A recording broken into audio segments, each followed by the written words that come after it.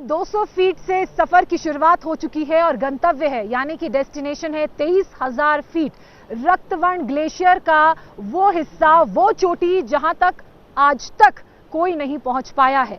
अब अपनी टीम के नेतृत्व करते हुए आचार्य बालकृष्ण आगे बढ़ रहे हैं। आचार्य जी हमारे साथ हैं, स्वामी रामदेव हमारे साथ है, पूरी एक्सपीडिशन टीम हमारे साथ है जो धीरे धीरे इसी ट्रेल को फॉलो करते हुए ऊपर जाएंगे, उन कठिन रास्तों में सफर करेंगे जहां किसी ने जाने की सोची भी नहीं थी। आचार्य जी, सबसे पहले मैं आपसे जानना चाहूंगी कि इसका ख्याल कैसे आया कि रक्तवर्ण जैसे ग्लेशियर में जाएं जहां एक कोशिश पहले भी की गई लेकिन नाकाम रही। हमने देखा कि जो सबसे ऊंची चोटियों में ये जो गंगोत्री ग्लेशियर और रक्तवर्ण ग्लेशियर से ऊपर जाकर के बहुत सारे ऐसी चोटियां जो अनाम हैं, तो उसके लिए हमने लक्ष्य किया। कर्नल अमित जी की टीम ने NIM के माध्यम से क्योंकि ये इन चोटियों में चढ़ने के प्रशिक्षण के साथ साथ में स्वयं पूरी मदद करते हैं, हमारे मन में यही भाव था कि हमें उन क्षेत्रों में जाना है जहां पहले कोई गया नहीं, जहां जाकर के हमें कुछ नई करने की संभावना हो, संस्कृति के लिए, प्रकृति के लिए। संभावनाओं की आप बात कर रहे हैं तो जड़ी बूटियों को खोजना भी वहां पर आप लोगों का एक लक्ष्य है, तो किस तरह से आपकी पूरी टीम की तैयारी है? क्या वो एक्सपर्ट्स भी जा रहे हैं जो प्लांट्स को, जड़ी बूटियों को समझते हैं? जी, हमारे साथ मेरे 2 साइंटिस्ट साथ में हैं जो हम जड़ी बूटियों को, अच्छे बॉटनिस्ट हैं, अच्छे द्रव्य गुण के जानने वाले लोग हैं। जड़ी बूटियों के साथ साथ में हमारा दूसरा लक्ष्य है कि वनस्पतियों का जितने भी जो बायोडाइवर्सिटी है अभी तक जिनका हमारे रिपोर्ट नहीं हुआ है इस क्षेत्र से। इधर के डिप्टी डायरेक्टर साहब भी इस रेंज के, ये जो नेशनल पार्क के हमारे साथ हैं, पांडे जी जो हैं, तो यहाँ पर बहुत सारे ऐसे पौधे हैं, अभी हमको लगता है कि अभी रिपोर्ट हुई नहीं है, पर रिपोर्ट करने के लिए जरूरी है कि पहले उसका पता तो चले। तो पहले हम उसको पता करके रिपोर्ट करेंगे तो ये देश के लिए बहुत बड़ी बात होगी। मतलब आप उत्तराखंड के भविष्य, देश के भविष्य और दुनिया के भविष्य, आयुर्वेद के भविष्य पर काम कर रहे हैं? जी, ये निश्चित रूप से ये मानवता के भविष्य के लिए है। मुझे तो ऐसा लगता है ज्योत्सना जी, ये रक्तवर्ण नाम भी कहीं ऐसा ना रखा हो कि उधर जो गया हो और उसी का रक्त बह गया हो। रक्तवर्ण है, उधर जाएगा तो नहीं, वो ग्लेशियर के जो कलर हैं कुछ लालिमा युक्त है, इसीलिए वो रक्तवर्ण है। वहां पर आगे जैसे एक श्वेत वर्ण भी है, तो इस तरह से 2-3 ग्लेशियर के नाम लोगों ने पहले रख दिए, क्योंकि कोई तो नाम रखना था तो नाम रख दिया, पर रक्त बहाएंगे नहीं, लोगों के रक्त बहने से बचाएंगे महाराज जी, ये हमारा संकल्प है। ये जो तस्वीरें अभी अभी आपने देखी, यहीं से दरअसल माँ गंगा बहनी शुरू होती है, उद्गम होता है। 10,200 फीट से हमारे सफर की शुरुआत हुई है और ये सफर आसान नहीं है। 23,000 फीट तक जाएगा। बिल्कुल, जैसा स्वामी जी ने कहा, 23,000 फीट तक जाना है, तमाम चुनौतियां हैं। अभी ये पगडंडियां आप देख रहे हैं, ये माउंटेन ट्रेल आप देख रहे हैं, लेकिन जैसे जैसे आचार्य बालकृष्ण जी ऊपर बढ़ते जाएंगे अपनी टीम के साथ, ये ट्रेल गायब हो जाएंगी, यानी कि उन्हें अपना रास्ता खुद बनाना है, खुद खोजना है। स्वामी जी, ये सब अपना रास्ता भी खुद बनाना है, राशन भी खुद ढोना है। जब आचार्य जी वापस आएंगे तो हम इनसे एक बार फिर से पूछेंगे कि आपका ये 10 दिन का सफर कैसा रहा।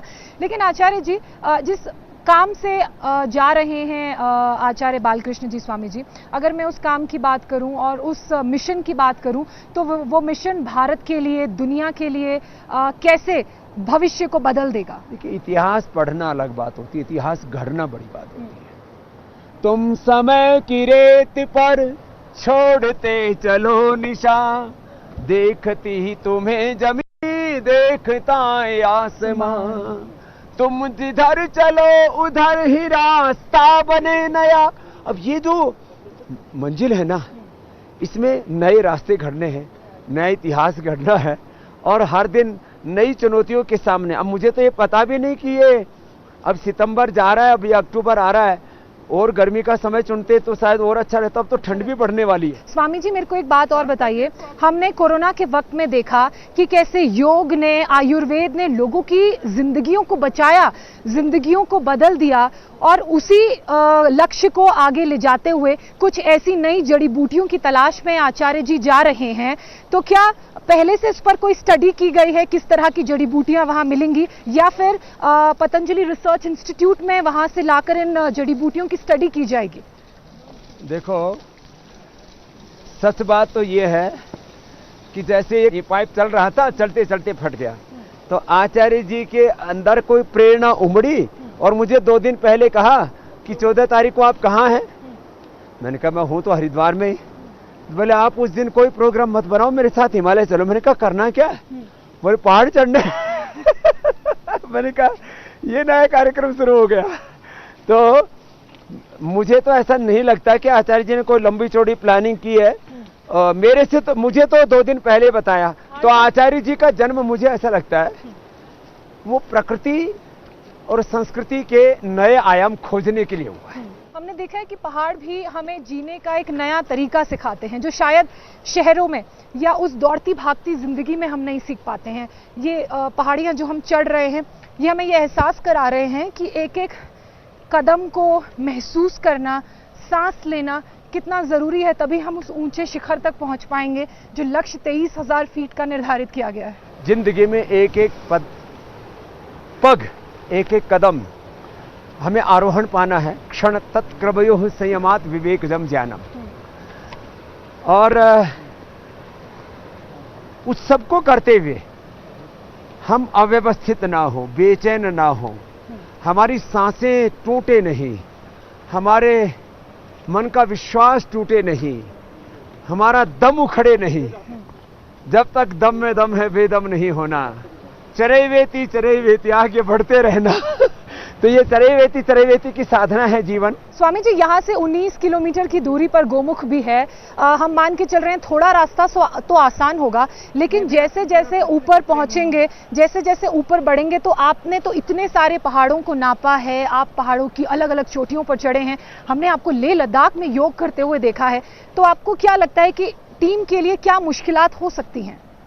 देखो ज्योत्सना जी, जब मैं आज से 30 साल पहले लगभग यहाँ जब रहता था तो एक जुनून था। ऐसे सुबह 18-19 किलोमीटर जाते थे सुबह 5 बजे और शाम को 5 बजे वापस गंगोत्री पहुंच जाते थे। गोमुख जाना और वापस गंगोत्री आना। गंगोत्री से गोमुख, गोमुख से गंगोत्री। एक तो पहाड़ में चलते समय तेजी से नहीं चलना, अति उत्साह में नहीं रहना, और जो है अपने खाने पीने का ध्यान रखना, अपने नींद का भी ध्यान रखना। मैंने आचार्य जी को बोला, अब जैसे आज रात भर यहाँ खटपट होती रही, आयोजन की तैयारियां चल रही थी, तो आचार्य जी आज रात को सो नहीं पाए थे। तो मैंने आचार्य जी को बोला कि थोड़ा रास्ते में जहाँ नींद आए तो वहां अपना लूटी ले लेना। तो नींद का भी ध्यान रखना, खान पान शवासन कर लेना। सब जानती है ज्योत्सना जी। अच्छा स्वामी जी, और क्या क्या टिप्स दिए आपने आचार्य जी को? फिर मैंने अणु तेल दिया है कि अणु तेल नाक में डाल लेना। उससे क्या होगा, कभी कभी कोई सफोकेशन आदि होने की संभावना हो, या जैसे कभी कभी एकदम ठंडी हवाएं चलने लगती हैं, बर्फबारी होने लगती है, मौसम पल पल पर बदलता है ना। बूंदाबांदी तो अभी भी हो रही है। तो मैंने अणु तेल के लिए भी पूज्य आचार्य जी को अणु तेल दे दिया। और मैंने कहा कभी ज्यादा ही मामला थम जाए तो ज्योतिषमती भी दे दिया है, और दिव्य धारा भी दी है। अच्छा स्वामी जी, मुझे एक बात और बताइए। हम इन रास्तों में चल रहे हैं, पहाड़ों में जब हम थोड़ा ऊपर जाते हैं तो जिन्हें ट्रेल्स हम कहते हैं ये खो जाते हैं। अपने रास्ते खुद बनाने पड़ते हैं। खासकर अब बर्फ वाले पहाड़ों में भी आचार्य जी जाएंगे, उनकी पूरी टीम जाएगी। तो आपको क्या लगता है कि किन किन शिखर पर, किन किन चोटियों पर वो लोग पहुंचेंगे? क्या ऐसा कोई लक्ष्य आप लोगों की आपस में बात हुई हो, निर्धारित किया गया है? क्या कोई संख्या है? 3 पर्वत शिखर हैं जिनके बारे में कहा गया ना कि उनके अभी ना तो नामकरण हुए हैं और ना किसी ने उन पर आरोहण किया। बीच से जाकर के कुछ लोग लौट आए, माने किसी ने साहस नहीं किया उनको फतह करने का। तो ये जो अनामित और आरोहित, जिनके अनामित और आरोहित, तो अनामित और आरोहित जो पहाड़ियां हैं, ऐसी ये पूरी यात्रा है। और ये जो यात्रा है ना, अभी भी थोड़ी थोड़ी ऊबड़ खाबड़ शुरू हुई है, कैमरेमैन के भी पैर लड़खड़ा रहे हैं उसकी, लेकिन यही रोमांच है ना इस यात्रा का। और ये फिसलन तो थोड़ी सी आई है अभी, ऐसी फिसलन तो बार बार आएगी। और उसमें फिसल करके पड़ना नहीं है, एक बार भी हाथ पैर नहीं तोड़ाने, और नाक तो बिल्कुल नहीं तोड़ाना। पता लगा गिर के नाक के बल पड़े और नाक ही फूट गई और दांत टूट गए, वहां डेंटिस्ट नहीं है। एक्चुअली जहां बहुत ज्यादा सुखभोगी लोग हैं, सुविधा भोगी लोग हैं, अनुकूलताओं में जीने वाले लोग हैं, कंफर्ट, यहाँ कंफर्ट को फाड़ करके जो आगे बढ़ना चाहता है वो कुछ जीवन में इतिहास रच सकता है। तो ये रास्ता, ये डगर आसान नहीं है। आचार्य बालकृष्ण एक ऐसे मिशन पर जा रहे हैं जिसकी किसी ने कल्पना नहीं की थी। कोशिश जरूर हुई थी लेकिन वो कोशिश कामयाब नहीं हुई। लेकिन कामयाबी के रास्ते गढ़ने वाले आचार्य बालकृष्ण अब अपने सफर पर निकल चुके हैं और स्वामी रामदेव देखिए वो उनका साथ दे रहे हैं और हमारी भी हम तो जिंदगी भर के हम सफर हैं और मैं देश के युवाओं भारतवासियों से भी कहूंगा कि अपने बच्चों को चैलेंज लेना सिखाएं। हाँ। पूज्य आचार्य जी और अमित बिष्ट जी जो हमारे कर्नल साहब हैं सुबह इस बात को कह रहे थे, हम अपने बच्चों को यदि चैलेंज, चुनौतियां, संघर्ष, युद्ध, प्रतिकूलताओं में जीना नहीं सिखाते तो कभी भी बड़े लक्ष्य जीवन में हासिल नहीं कर सकते। इसलिए कंफर्ट में जीना छोड़ो और बढ़ते रहो। अरे रे रे, ये तो वो गुफा आ गई जहां हम सबसे पहले आए थे। तो ये इधर से आओ, देखो ये गुफा है गंगा बाग जी। यहां हम सबसे पहले आए थे तो हम पीछे वाली गुफा में उधर घुस गए थे। आपको ये गीत उनके लिए गुनगुनाना चाहते हैं जो सफर में आपकी कमी उन्हें महसूस नहीं होने देगा, क्योंकि आपने बोला आप दोनों हम सफर हैं। कर दो दूर प्रभो, ये आचार्य जी मेरे से बोलते थे। हाँ। जब हम साथ साथ गंगा जी के किनारे टहलते थे बोलो गाओ समझो भजन, कर दो। आचार्य जी साथ साथ गाओ। अब यहाँ थोड़ी पहाड़ जो है, थोड़ा रास्ता और ज्यादा खतरनाक है। कर दो दूर प्रभो मेरे मन में अंधेरा है, जब से तेरी लगन लगी हुआ मन में सवेरा है,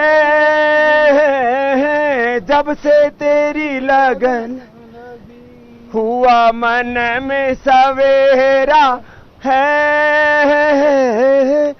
इतना बता दो प्रभो मेरी मंजिल है कहाँ, मुझे ले चलो वहाँ जहाँ संतों का डेरा है, मुझे ले चलो वहाँ। स्वामी जी, इसी सुंदर गीत के साथ हम अपने इस इंटरव्यू को, मुझे नहीं लगता है कि आज से पहले किसी ने न्यूज चैनल ने इस तरह का इंटरव्यू लिया होगा। देखो तितली भी आए कहते हैं बड़ी शुभ होती है, ये भी उड़ रही है साथ साथ। अरे राम राम। ऐसा इंटरव्यू लिया होगा। इसी के साथ, इस गीत के साथ हम अपने इंटरव्यू को समाप्त करते हैं और बहुत सारी शुभकामनाएं आचार्य जी आपको और आपकी पूरी टीम को।